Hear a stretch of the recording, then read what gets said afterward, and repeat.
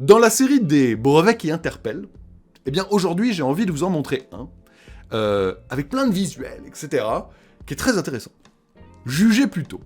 Alors, qu'est-ce que c'est que ces espèces de petits chapelets, voilà, avec des ronds, des barres, etc. Alors sur le brevet il est à l'envers, mais vous voyez il y a une map et autres. En fait il s'appelle méthode pour la navigation virtuelle dans un environnement de jeu.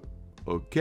Et en fait il a été déposé par tout simplement quelqu'un qui pourrait nous mettre sur la piste, à savoir le responsable technique de Rockstar North. Ah tiens, Rockstar, qu'est-ce que c'est ? Oh, 3 fois rien, Red Dead Redemption 2, ou encore un certain GTA, le dernier en date, GTA 5, voilà, Rockstar North Production. Alors, le fait que ce soit un employé de Rockstar, ça met quand même sur la piste d'une possible utilisation dans leur futur jeu. Et qu'est-ce que c'est leur futur jeu ? Bah c'est GTA 6.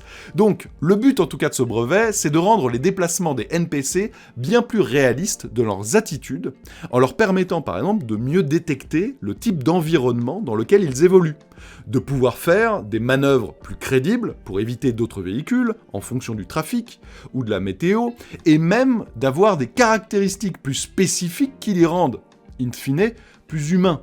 Enfin, la densité des véhicules tiendra mieux compte des lieux, avec par exemple plus de voitures dans les artères principales et un peu moins dans les routes secondaires. Ça vous fait penser à quoi quand même tout ça ? C'est un employé de Rockstar North.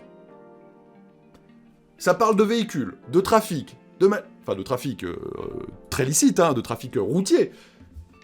Bah GTA, franchement, si ça c'est pas utilisé pour GTA 6, je serais quand même extrêmement surpris. Ils font pas ça juste pour la beauté du geste. S'ils le déposent en brevet en plus, c'est que je pense qu'il y a travaillé fort longtemps.